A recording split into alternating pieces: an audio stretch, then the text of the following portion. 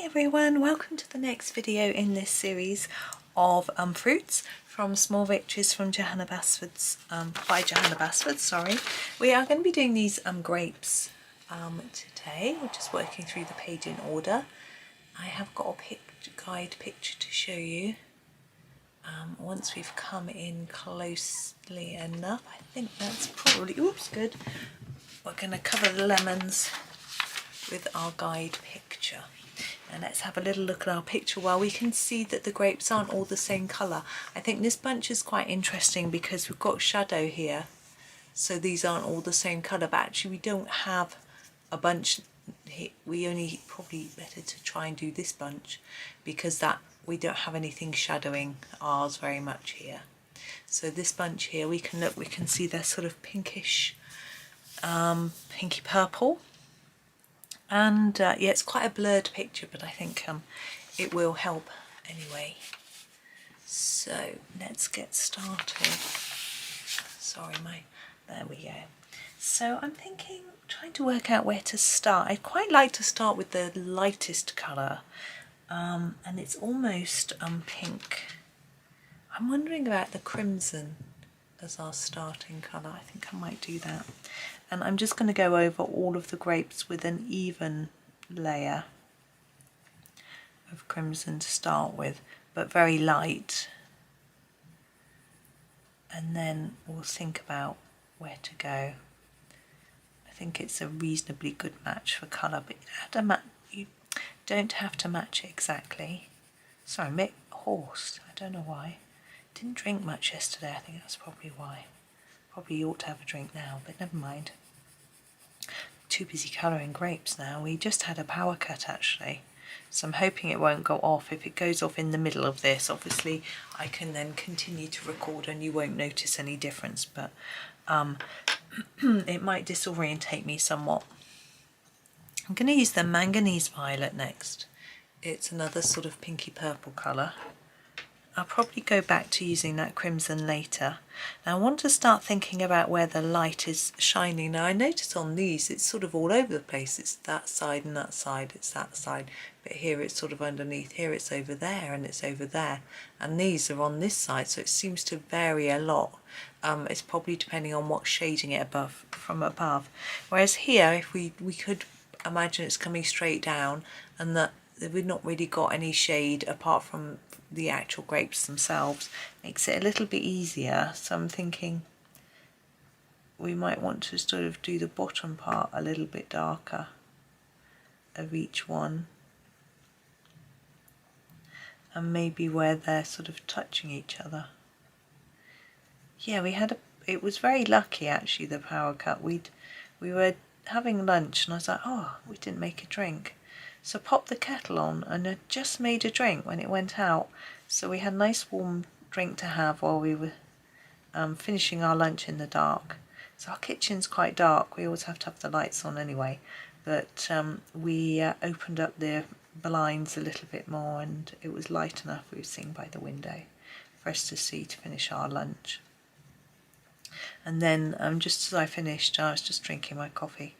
My neighbour from one side came to the door to ask me about the power cut, and I told him our balcony was finished, so I invited him in to have a look. He likes to have a look. And while we were chatting, another neighbour from the other side came round to see if we'd had the power cut as well. So the three of us were chatting for a little bit, and then they went off back to their places, and it was off for probably an hour, but I checked. There's a place you can go and check. What's it called? It's the National Grid who run the power. I just put National Grid power outage on my phone. I use my data, first time I've ever used the data on my new phone. Well, I say new, it's not that new. Anyway, you put in your postcode and it showed us there was an outage and said it would be fixed before 2. It's still before 2 now, so I think they try and be quite generous in their estimations so that it looks better when they fix it before, I think. I'm guessing. That's what I would do anyway. Now we've done a bit more colour. It looks a bit less pinky than this. Now we could put, I think the picture looks a bit overexposed, particularly to the naked eye compared to the camera is adjusting slightly. It looks really bright pink in some places, and I'm not sure it looks particularly realistic. So I may just ignore the fact that it's bright pink. And I'm just feeling I want to go darker rather than lighter. And I might grab the mauve next. Now this is obviously a lot less pink. We're going for a real shadowy look with this one. So I'm going to emphasise some of these. Firstly, maybe just where they overlap, where they'd be casting a shadow. We can do that in this colour. Oops. We could, and the ones, you can see through some of them to behind, and we'll make that darker too. Like in there, for example.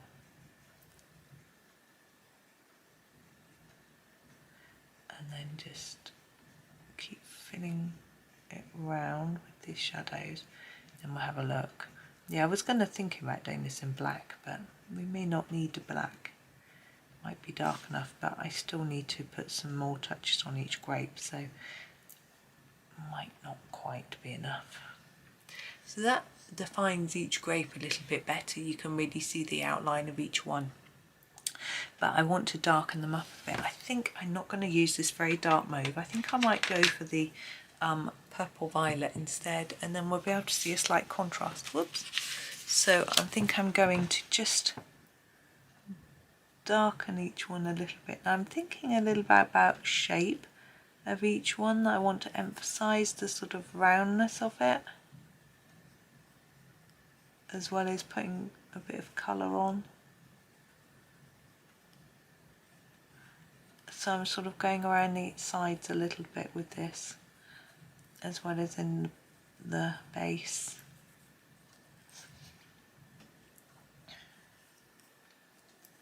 Just to, yeah, make them look a little bit more spherical.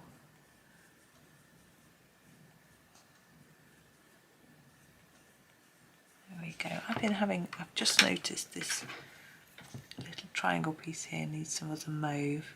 Sorry, that was mauve. Yeah, I'm really enjoying doing this page, but I think you know that I really like fruit and veg pages. Let's just sweep that off. I think colouring fruit is rather like colouring berries. I find it a lot of fun. I think partly because the way Johanna draws the fruits means it's quite easy to colour them in a semi-realistic way, which I do enjoy doing. Whereas with some other things that other artists and things that you colour, they're not, you know, they're sort of either cartoony style or not realistic. And although I do enjoy those as well, sometimes I'm really in the mood for doing something that looks a bit more realistic. That grape there is really squashed. It's going to come out all funny shape. And sometimes when you have a grape and it's all funny, where it's been squashed when it's been grown. Right, I feel we need some vibrancy, so I'm going back to my crimson. Remember, we used that right at the beginning. Just gonna put a bit more colour in them. Trying to make sure I leave them a bit paler at the top where they would be catching that light.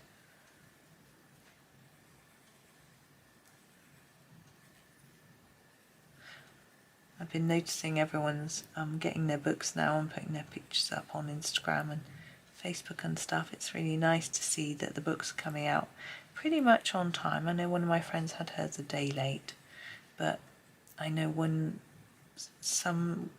of Johanna's books was really late and everyone was quite upset that it didn't arrive. It means everyone will be ready for Johanna's colouring school, which is coming up. Now I've left a lot more white than we can see here, but I rather like that. I think that gives it more of a shine look, I think. I'm just going to grab the manganese violet and just do a few more bits with that because I want to keep fiddling because I do like, because I'm having fun. And then I'll move on to the vine.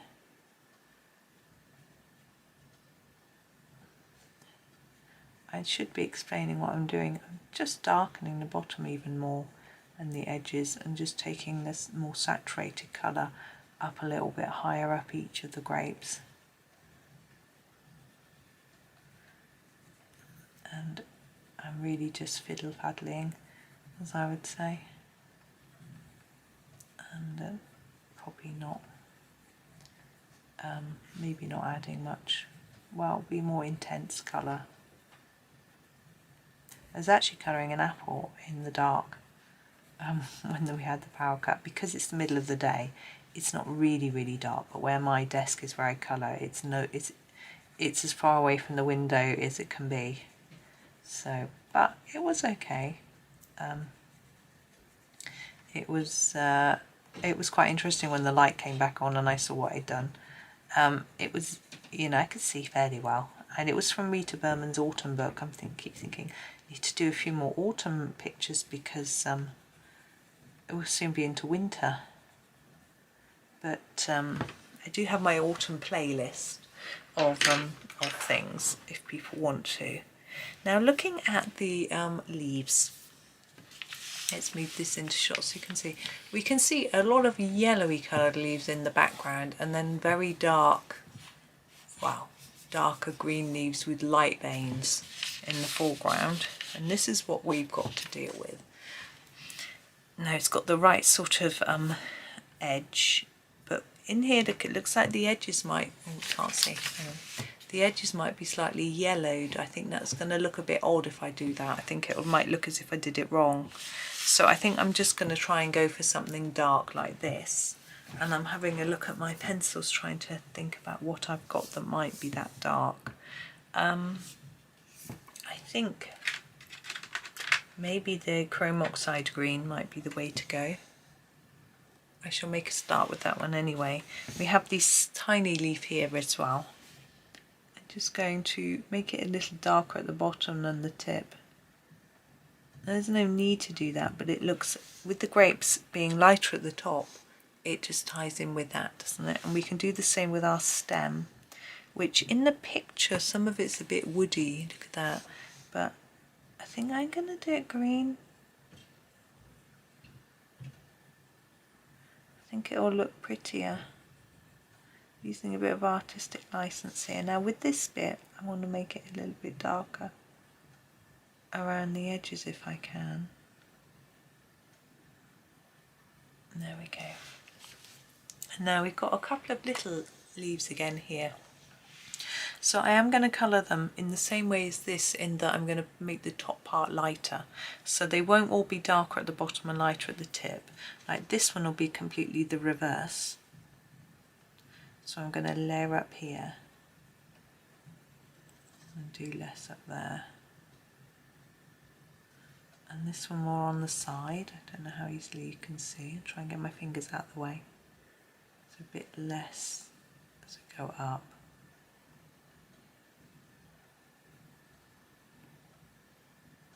There we go. And then we can do the same with this one. So making it more intensely coloured down here. So doing this a little bit differently to how we've done the other leaves, I guess. Now the next four fruits are all interesting, should we say. I couldn't identify what any of them were very easily. So I went to this website that had information about exotic fruits. I was trying to look at tropical fruits and my son said, no, you want exotic fruits. I was like, oh yeah. And so I went to that and then used that to pick some that looked fairly similar. I think that maybe, I have this theory that maybe Johanna got to the end and just started making it up. And maybe they're not based on proper ones. I mean, these look like tomatoes, which are of course fruit, but I didn't really want to do tomatoes, so I had a different idea. So I'm trying to put less layers of colour on this higher part of the leaf, but still colour it all in. And now I'm going to go back and work it again, just intensifying this bit, and then just gently putting less colour going up the leaf. So there's still some layers, especially in the middle, but not as many. There we go. But I don't want to leave it like that because I think it looks a little bit plain and the top part of the leaf looks a little bit too faded, so I'm going to put another colour on top just to intensify it. I'm trying to pick it. I don't really want to go yellowy. I noticed this leaf actually has got a bit of red in it, but I don't think I want to do that. So I might just go for this pale, the earth green, which is quite a sort of greyish colour, and put a little bit of that on. It's such a pretty day today. It's autumnal, obviously it's autumn. Now that's just made it look the same colour as the rest. That's not what I wanted to achieve. Never mind. I'm going to persevere and just get this bit looking how I want. And then I'll darken this bit in a minute. I think we'll just grab a darker pencil to do that bottom part just again. And it is a little bit darker. I might. Should I be daring? Maybe. I'm going to go for this. This is the cobalt, deep cobalt green. It is our darkest green, but it's a little bit bluish. But I'm just going to try it anyway. Just put a little bit on. I don't think it'll hurt too much if this goes slightly bluish green. Yeah, we had a frost last night, and then the sun was out this morning. It's absolutely beautiful. I was determined to walk along the canal, but it's been raining a lot, so it's very, very muddy. So I just put my wellies on and thought, oh, just going to town in my wellies. Why not? I really want to just enjoy the canal. Because I was actually looking at pictures of Slimbridge, which I really like going to, and thinking, you know, I'm missing not going there. We just haven't had the opportunity. And I thought, I'm just going to enjoy the countryside that I've got near me. You know, I'm really lucky to live so near the canal and have it all so pretty. So there it is. It looks a little different. I've done it a little bit differently, but I think it's a fairly reasonable match. So let's put it in the middle for you to see. There we go. So those are our grapes. Now you could put a little white shine line on them if you wish to make them look, but the ones in my picture don't have that, so I'm not going to do that. I'm just happy with them. Oh, excuse me, as they are. And you could also go back through with a black and really exaggerate the shadows between them, but again, I like how it looks. So I am just going to leave it as it is. But do come back tomorrow and find out what fruit I chose for this one. Yeah, let me know. Put your guesses in and it'll be interesting. Anyway, but for today, thank you so much for watching. I hope that you have a really super day and happy colouring.